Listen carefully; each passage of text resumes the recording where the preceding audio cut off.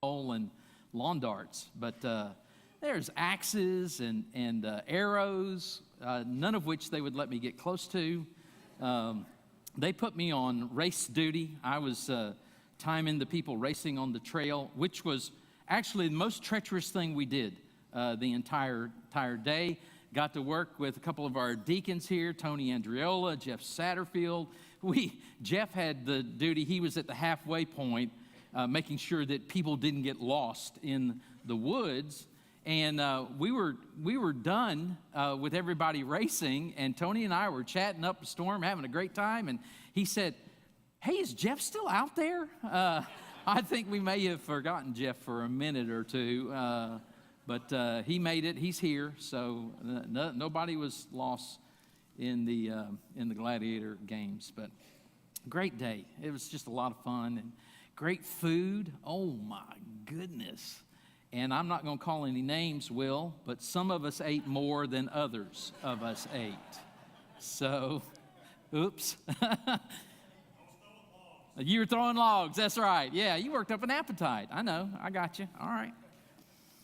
Hebrews chapter 12. I want to encourage you to think about a time in your life where you were trying to do something, you were attempting something, and the more you thought about it, the more the thought was, what in the world am I doing? There is no way that I'm going to be able to accomplish this. There's no way that I'm going to meet this goal in my life or in this area or whatever it is. If you have those kinds of thoughts, the one thing you need when those are the thoughts that are going through your head at that particular time, the one thing that you need is what's called resilience.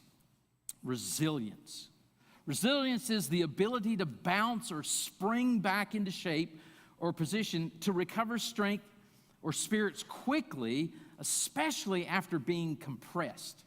The synonyms for resilience: adaptable, yielding, adjustable, responsive, patient, enduring. And there are all kinds of reasons, especially today, why this quality is so necessary, so essential in our lives. There's the fact that people are living longer in the world, and then there is this idea of we have more choices today than ever before.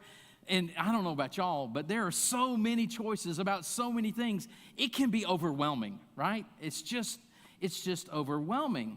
And then modern technology, right? Modern technology, you can always be on duty. People can always get you. They can always reach out and touch you, because you've got this phone that always seems to be in arm's length. And I've got to put mine up because I got these wackos that are constantly texting me during the message.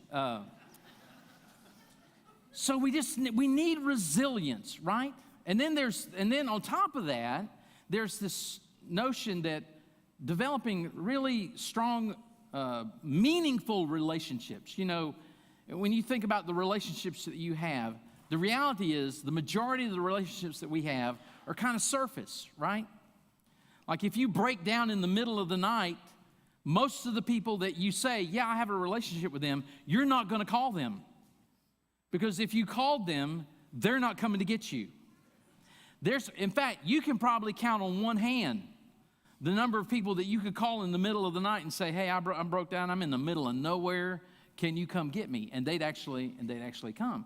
It seems to be more difficult today for us to develop these meaningful relationships. And then, just add on top of that we find ourselves in the midst of a society that is spiritually empty. There's no spiritual depth in our society. Now, ever since we started looking at the message that God has for us in the book of Hebrews, we started that. You may not remember this, but we actually started looking at Hebrews in the Bible on October the 10th, 2021. October the 10th. Y'all remember that day, don't you? It was a banner day, right? You slept since then. But since that day, this is the passage I've been looking forward to. This is the passage that I couldn't wait to get to, because the passage that we're going to look at today in Hebrews chapter 12 has been important to me since I was a teenager and began to follow Jesus. In fact, it's a passage that has meant so much to me in my life that I have made reference to it every week since the beginning of 2022. Every week. In fact, I use the words that have now, I'm sure, become old hat to the masses of people who are now following our YouTube page. I start every video. Hello, this is Pastor Kevin on the Crystal Coast, encouraging you to run with endurance the race that God has set before you. I start not exactly like that. I say, hello from the Crystal Coast. This is Pastor Kevin. Okay. Anyway, but I use those words, right? Run with endurance the race. You know, those words are actually found in the Bible. So let's look at it. Hebrews chapter 12, verse 1. Therefore, since we are surrounded by so great a cloud of witnesses, let us also lay aside every weight and sin which clings so closely, and let us run with endurance the race that is set before us, looking to Jesus, the founder, the perfecter of our faith, who for the joy that was set before him, he endured the cross, despising the shame. Now he's seated at the right hand of the throne of God. Consider him who endured from sinners such hostility against himself, so that you may not grow weary or faint-hearted. Hebrews, this brief exhortation, as it's referred to in the Bible, was written to a group of people who were very religious. They grew up very religious. Today, you would always find them in church on Sunday. They'd always be a part of everything that was going on in the church. One day, they began to hear other people who were eyewitnesses to the life and the teaching, the death and the resurrection of Jesus.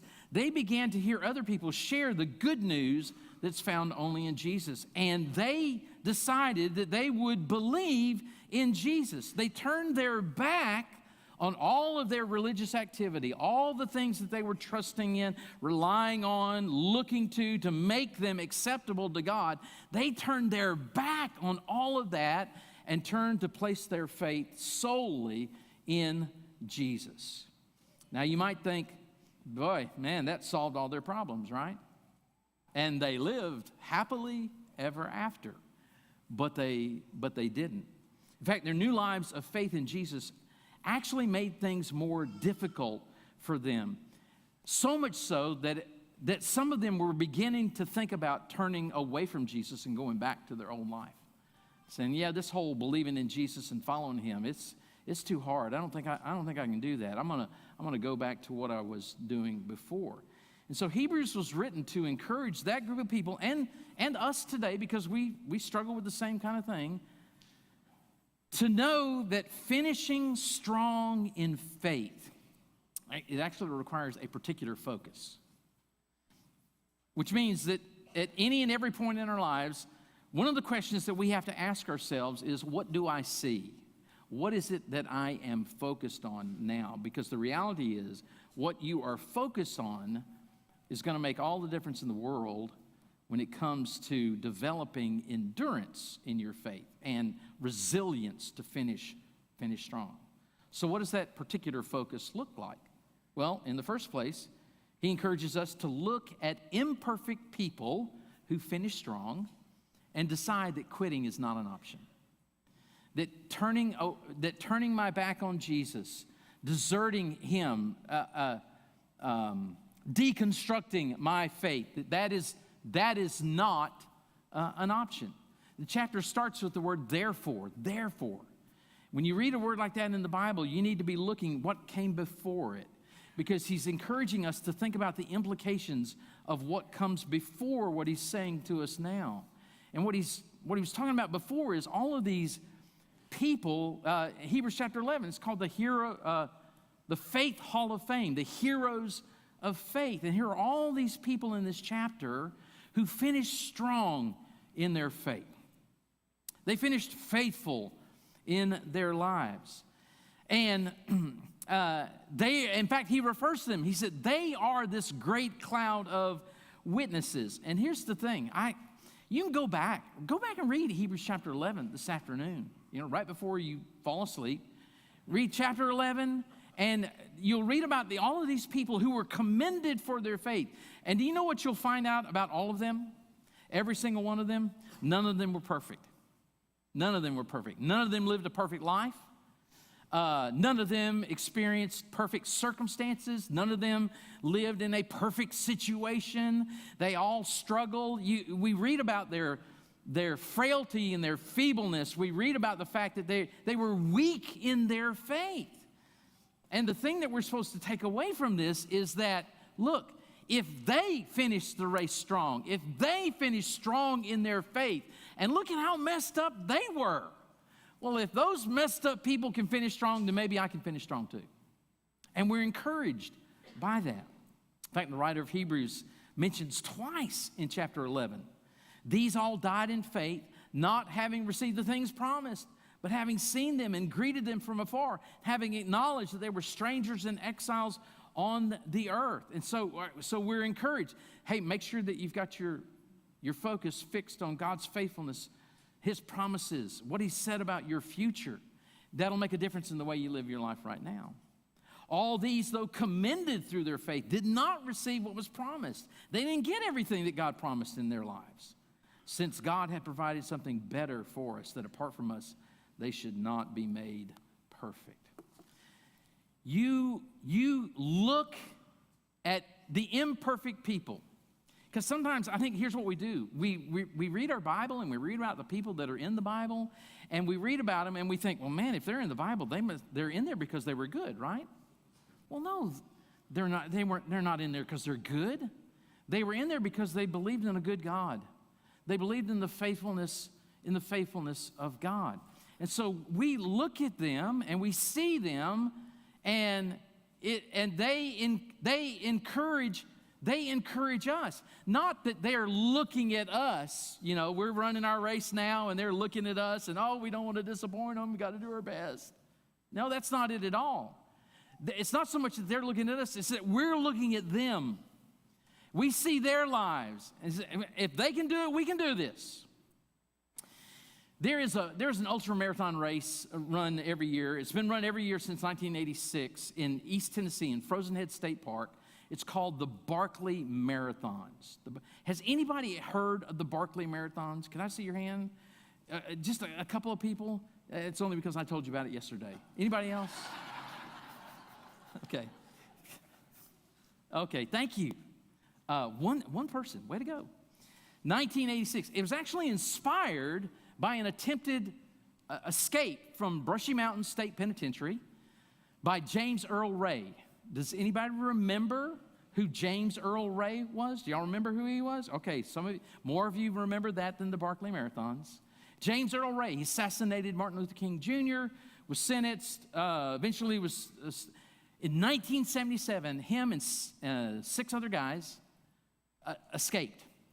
Climbed a fence in East Tennessee, mountainous region, and huge national manhunt. I mean, everybody was on high alert. This is world news. The assassin of Martin Luther King Jr. has escaped from the Brushy Mountain State Penitentiary. I mean, everybody was called in. All the officials were called in looking for the... 58 hours later, they found James Earl Ray. Do you know how far he had gone? In 58 hours, do you know how far he had traveled? 8.5 miles. 8.5 miles. I'm thinking I could inchworm 8.5 miles in 58 hours, right? I mean, I'm looking at all of y'all, and everybody but Charlie could probably do that in 58 hours. So, Charlie could do it. If Kathy was chasing him, he could do it. I'm sure he could. Right. So the Barkley course, it's crazy. It's a crazy deal. It was the brainchild of these 2 guys. Their nicknames were Lazarus Lake and Raw Dog. Lazarus Lake and Raw Dog. It's so F3.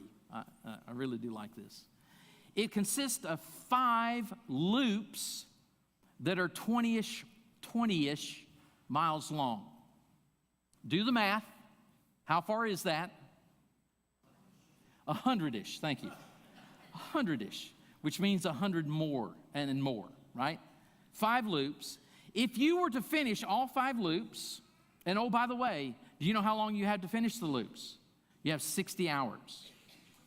60 hours. Because Lazarus Lake, he said, I think I could do 100 miles in 60 hours. If you were to finish all 5 loops, you would have covered 54,000 feet of ascent, vertical elevation. Do you know how far that is? That is climbing Mount Everest twice. Climb it, come down, climb it, come down. 54,000 feet of vertical gain. Is that ridiculous? So every year, 40 participants, only 40 participants are allowed to enter into the Barkley Marathons. To get in, you actually have to write an essay. And the title of your essay is, Why I Should Be Allowed to Run the Barkley Marathons. And when you turn in your application, there's an application fee. Do you know how much the fee is? It's $1.60 to get into the Barkley Marathons. By the way, when you go, he gives you an old, like Walmart, Target Timex watch. The digital watches that just, you can tell time, that's all they do. Y'all remember those, don't you? You get a watch with no other electronics, so there's no GPS. You get a topographical map, and then you get a narrative description of where Laz has hidden 11 books. He stashed 11 books. And what you have to do is the way, you say, well, how does he know? Because this is off trail. This is not like Linville Caverns that you're walking on the, paved trail. This is in the middle of the woods. It's crazy stuff. You say, well, how does he know that you finished the route? You have to take the page number of your bib number and tear it out of each book. So when you get back to the start line, after a loop, you have to turn in your pages, and he counts them. And if you don't have all your pages, you're disqualified. You don't get to go any further. When you go and register, he gives the bib number 1 to one individual. And that doesn't mean they're the highest rated. That just means, in Laz's mind, they're the one that's least likely to finish even one loop of the race. So, in fact, this year, I think it was like a retired Marine that got bib number 1, and he did not finish the first loop. So, up until this year, there's only been 40 individuals since 1986. Until this year, only 17 individuals had actually finished the 5 loops. Until this year.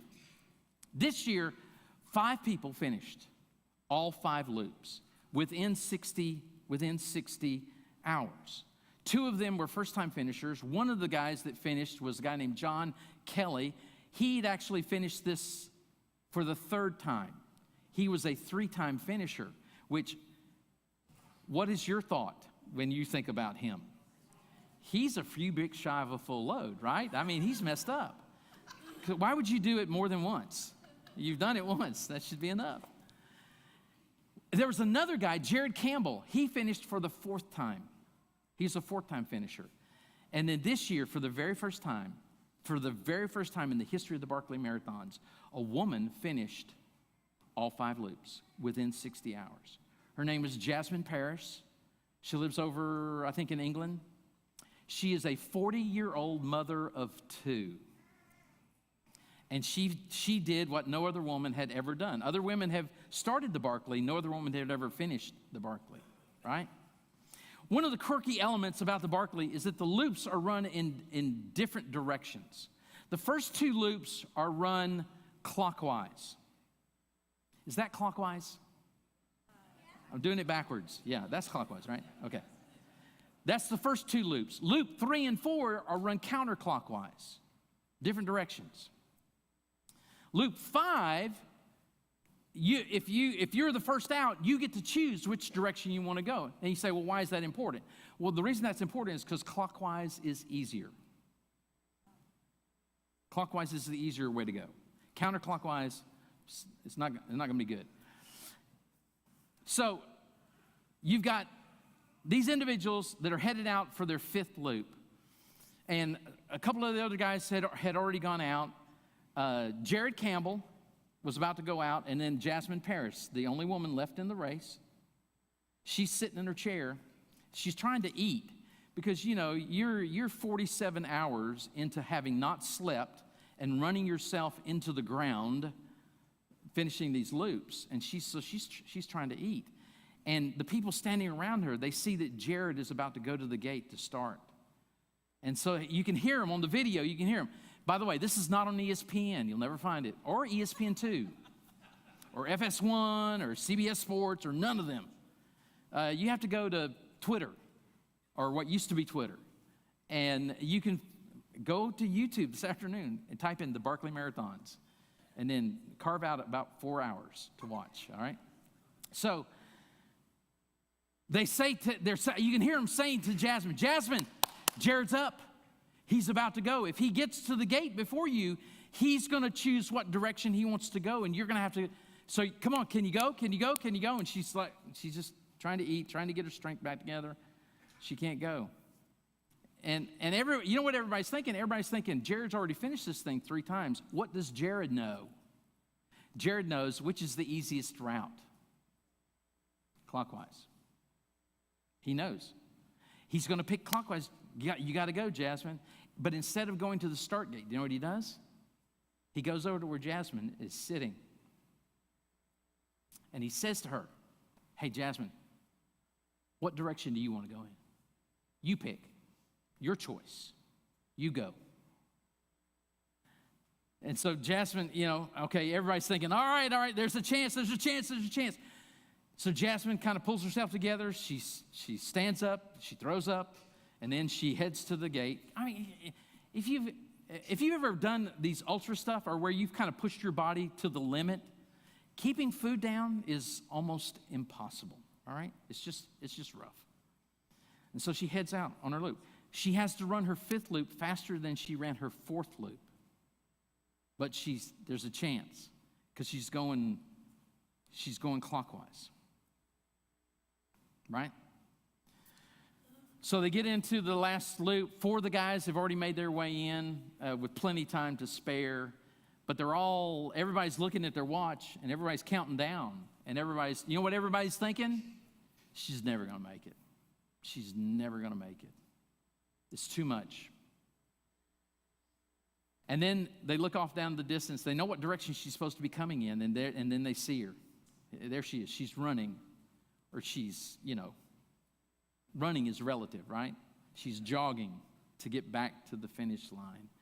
And so everybody starts clapping. Everybody's excited, and she gets to the gate, and she touches the gate to finish, and then she collapses on the ground. Do you know how much time she had left when she got to the gate? You know how much time she had left? 99 seconds. I'm like, good night. You're talking about a cliffhanger. It was brutal. And I watched that. I got so enthralled in that. Can you tell? I got pretty excited about this thing. I really did. But you know what the question I was asking the whole time? How'd she do that? How'd she do that? Like, what was it that compelled her?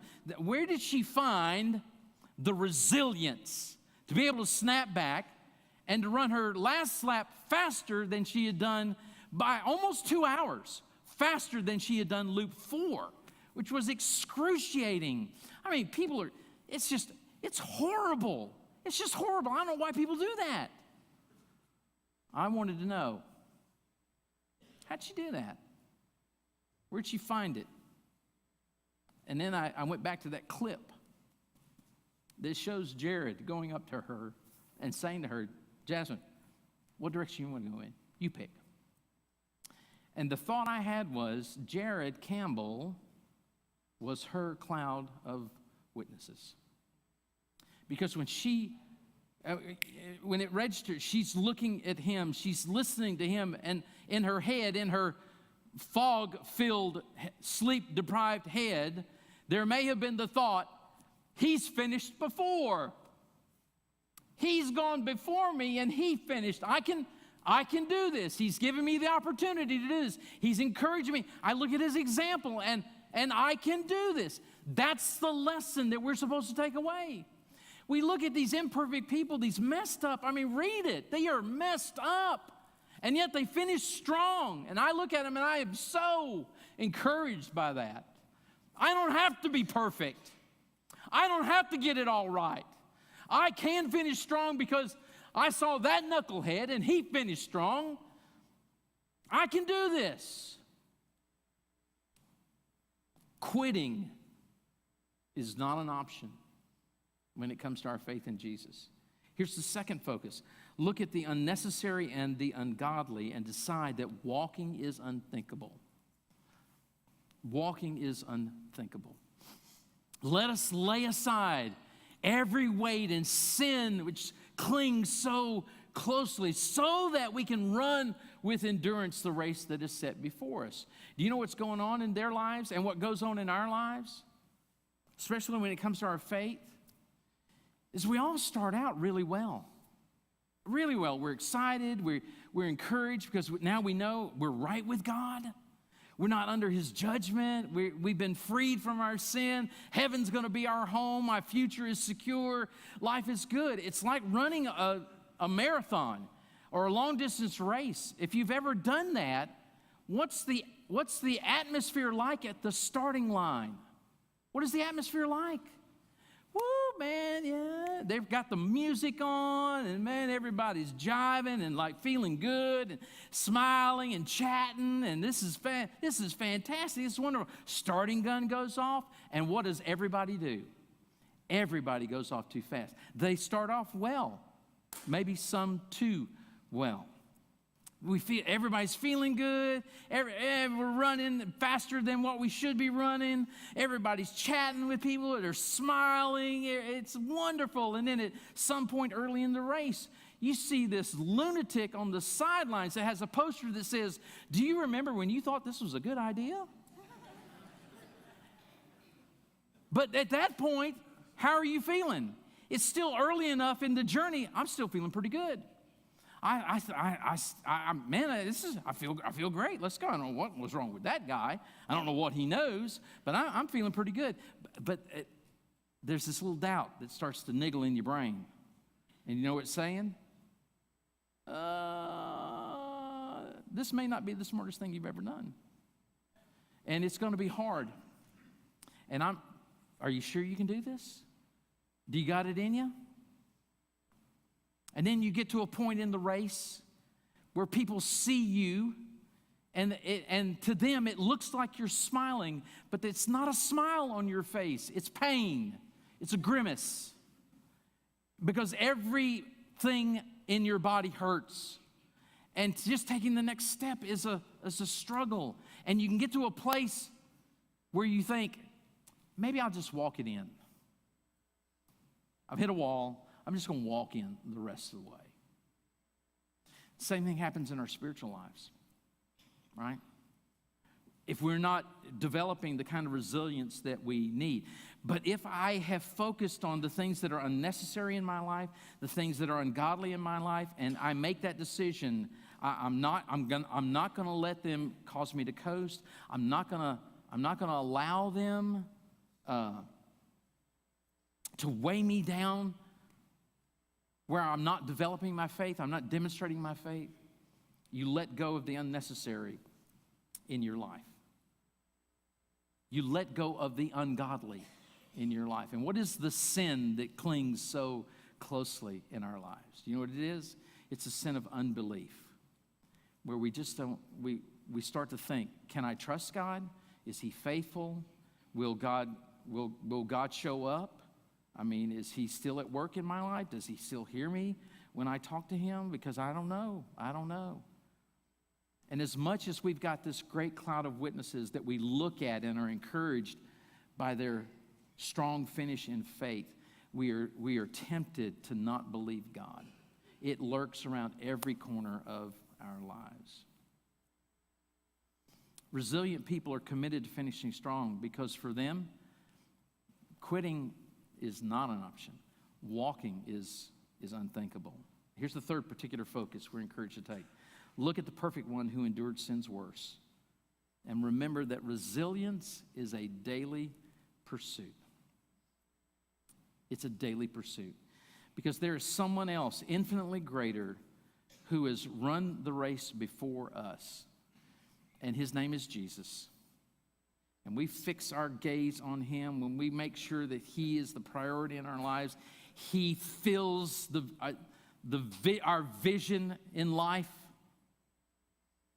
And we see that he demonstrates, he is the example of what the life of faith looks like and what it looks like to finish strong in faith.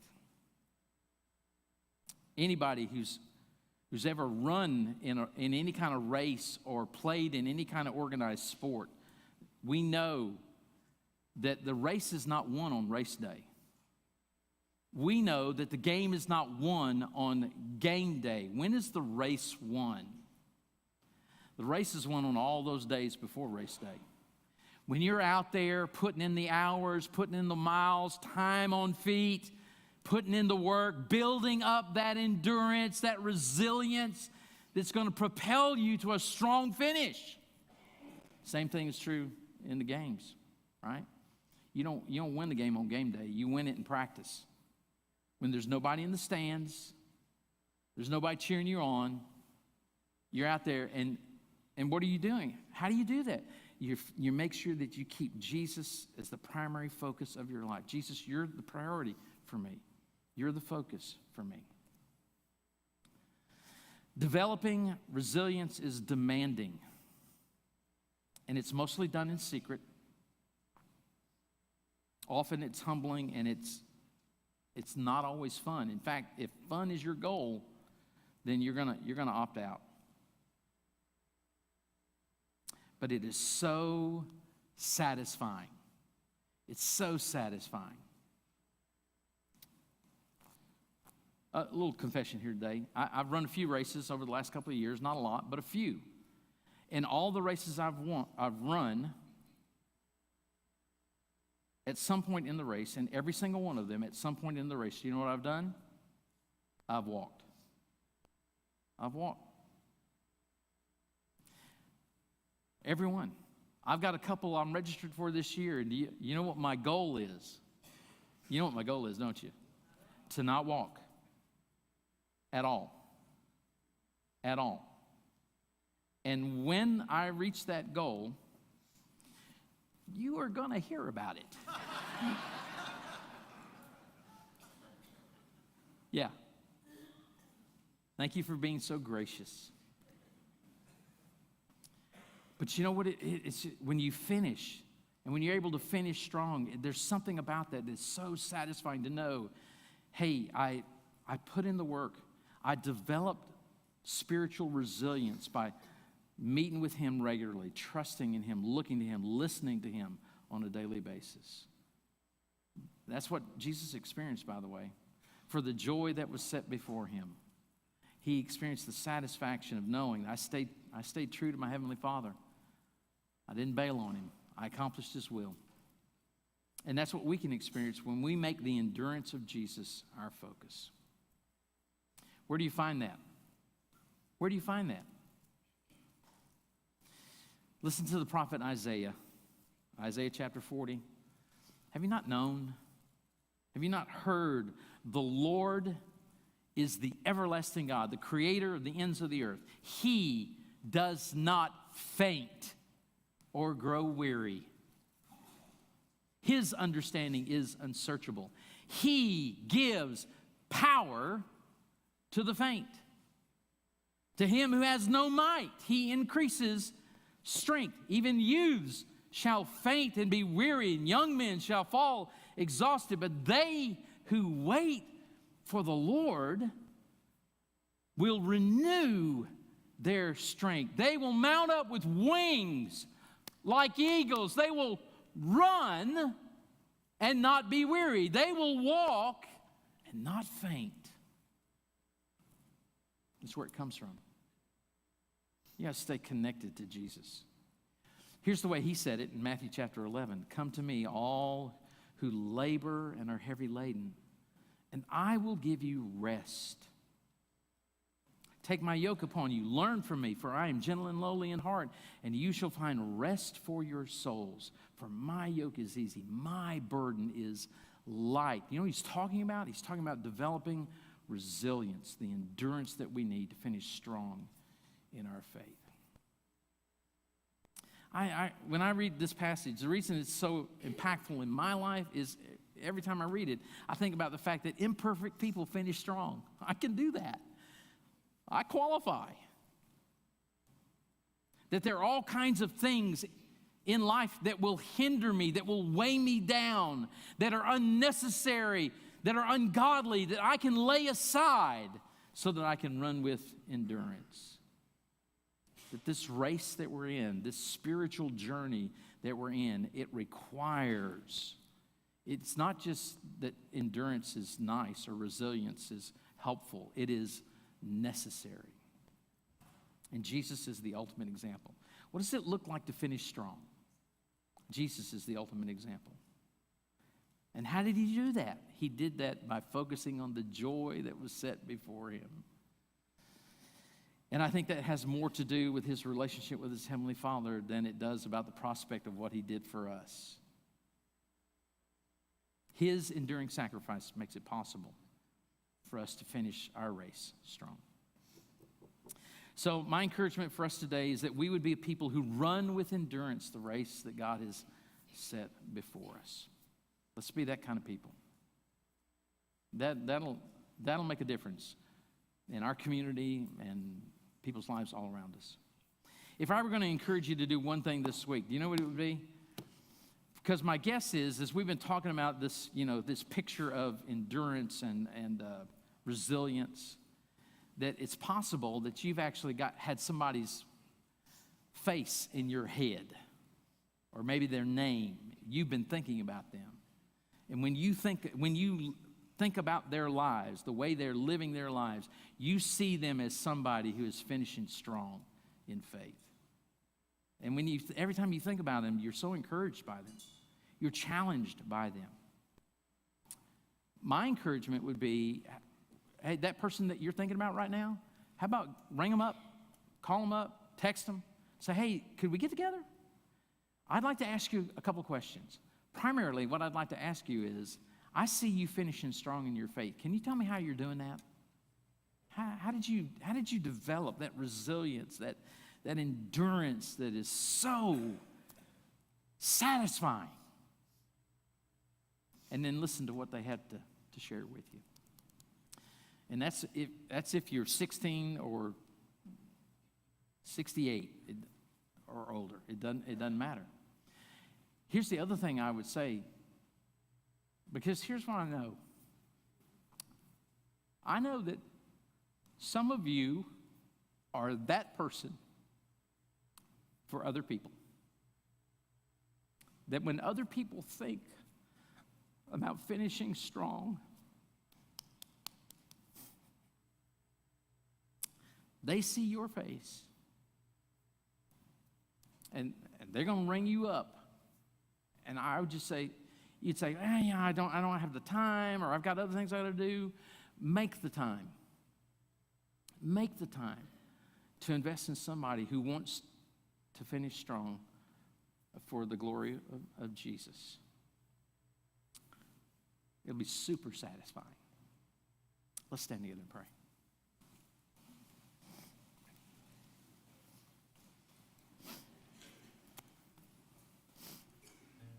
We've got prayer partners that are available down here at the front. They'll pray for you. They'll pray with you. They're there if you got questions.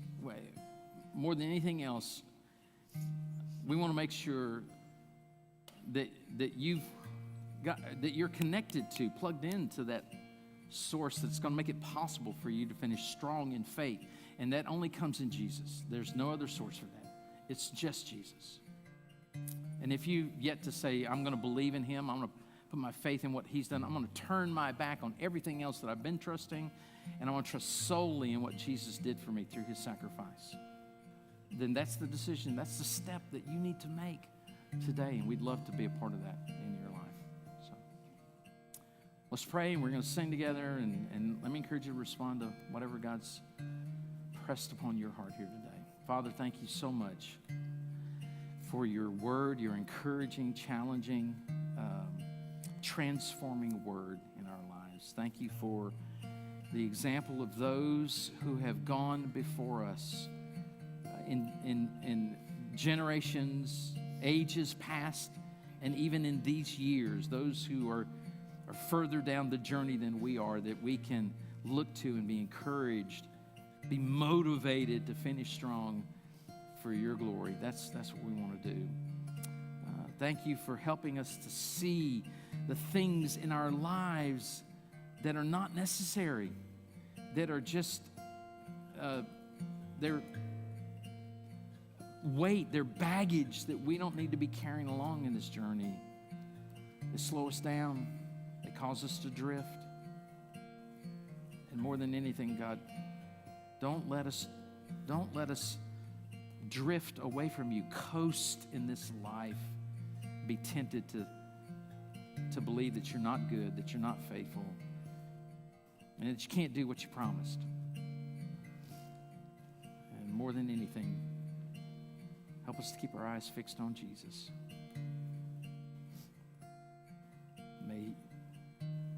Jesus, may you be the priority, the focus of our lives. And that's my prayer for us today. In Jesus' name, amen.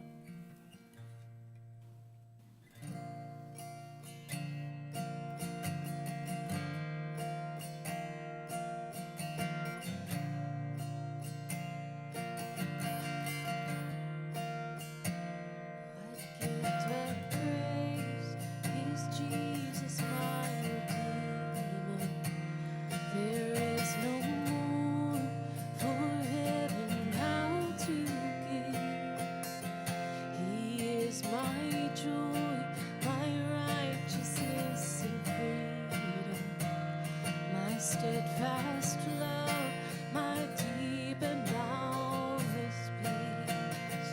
To this I hope, my hope is only Jesus.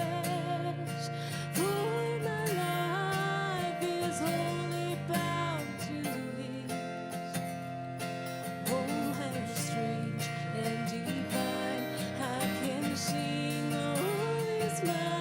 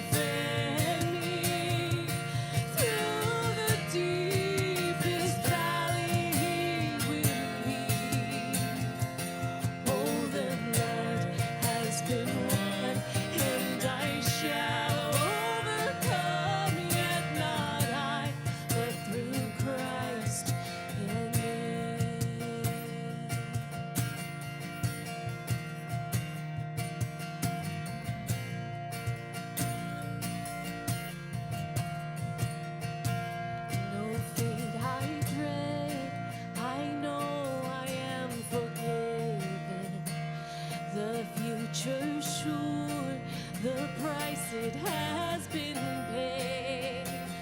For Jesus bled and suffered for my pardon, and He was raised to overthrow the grave. To this I hold, my sin has been defeated. Jesus now